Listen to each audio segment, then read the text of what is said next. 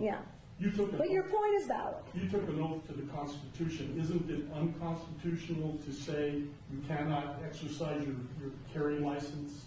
With one exception, and that is if there's an emergency, and I've declared an emergency for a temporary amount of time, I can invoke additional powers. No constitutional right, in my view, including my oath, is intended to be absolute. There are restrictions on free speech. There are restrictions on my freedoms.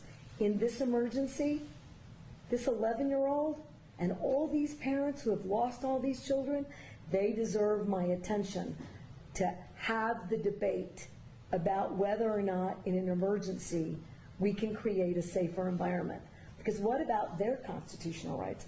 I took an oath to uphold those too.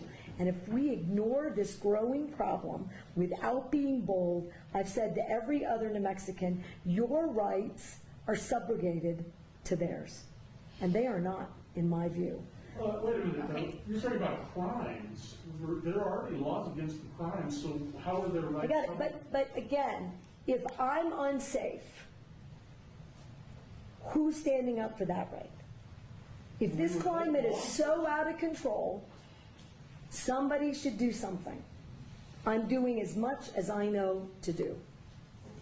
Madam Governor, Yep. do you really think that criminals are going to hear this message and not carry a gun in Albuquerque on the streets for 30 days? No. But here's what I do think. It's a pretty resounding message